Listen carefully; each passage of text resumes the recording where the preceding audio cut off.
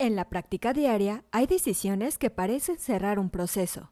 Se refiere a un paciente con un especialista, se entrega la indicación y en apariencia el caso continúa por su cuenta. Sin embargo, aquí aparece una pregunta importante. ¿Realmente termina ahí la responsabilidad o apenas comienza otra etapa igual de crítica? Porque referir a un paciente no es delegar el problema, es extender la atención. Y si la condición del paciente fue lo suficientemente importante como para enviarlo con un especialista, entonces recibir el resultado de esa consulta es igual de importante. Hoy vamos a hablar del seguimiento de pacientes referidos, no como un trámite administrativo, sino como una pieza clave en la continuidad de la atención y en la seguridad del paciente. ¡Comenzamos!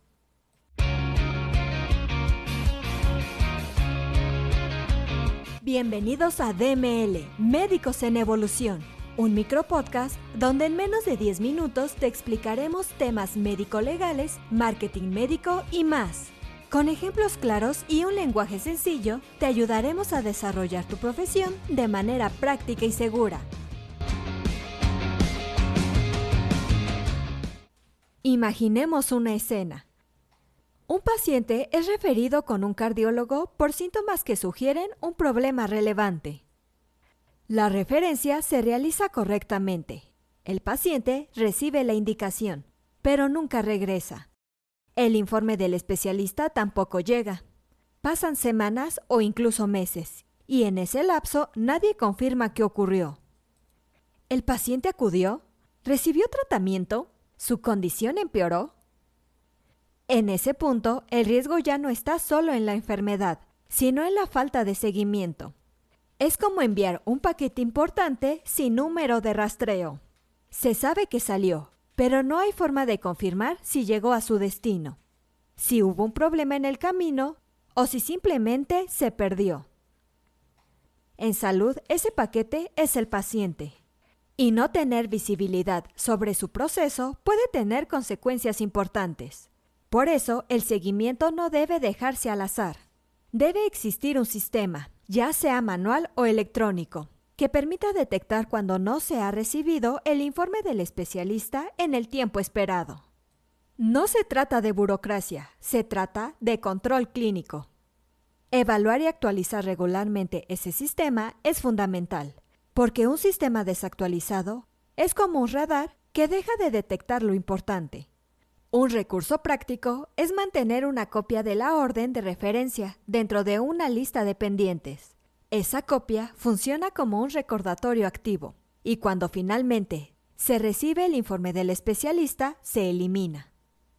Es una forma simple de visualizar qué procesos siguen abiertos y cuáles ya se han cerrado.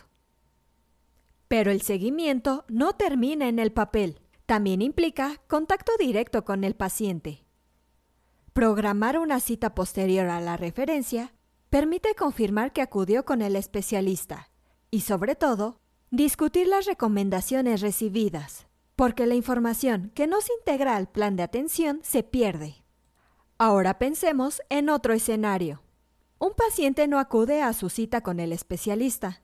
Puede parecer una decisión personal, pero en muchos casos hay razones detrás: miedo, falta de recursos, dificultades de traslado o simplemente falta de compromiso sobre la importancia de la consulta. Contactar a ese paciente no es invadir su espacio, es cerrar el ciclo de atención. El seguimiento no es persecución, es continuidad. Es asegurarse de que el proceso realmente avance y no se quede incompleto. También es importante mantener comunicación con el especialista. Si el informe no llega, es necesario solicitarlo, porque cada reporte contiene información clave para la toma de decisiones. Y cuando finalmente se recibe, debe revisarse, integrarse correctamente al expediente clínico y dejar constancia de ello, incluyendo nombre y fecha. No es solo archivar un documento, es validar información que impacta directamente en la atención del paciente. Si hasta el momento te ha gustado este podcast, recuerda darle like, suscribirte y activar la campanita, ya que es la forma en que YouTube recomienda este tipo de contenido. Regresemos al inicio, a ese momento en el que se refiere a un paciente. Tal vez no sea el final de un proceso, sino un punto de transición. El seguimiento es lo que convierte una referencia en una atención completa, porque en salud, cada paso que no se verifica se convierte en un punto ciego, y esos puntos ciegos son lo que en muchas veces genera errores, complicaciones e incluso problemas legales. Ahora la pregunta ya no es si se está refiriendo correctamente a un paciente. La pregunta es, ¿se está dando el seguimiento de forma intencional para asegurar que esa referencia realmente cumple su propósito? ¡Hasta la próxima! Gracias por acompañarnos en el episodio de hoy. Esperamos que la información te sea útil para seguir creciendo y desarrollando tu práctica de manera más eficiente. Te invitamos a seguirnos en nuestras redes sociales como TikTok, Facebook e Instagram y visitar nuestra página web en www.defensamedicolegal.com.mx, donde encontrarás más contenido exclusivo, tips y recursos diseñados para ti. ¡Hasta la próxima!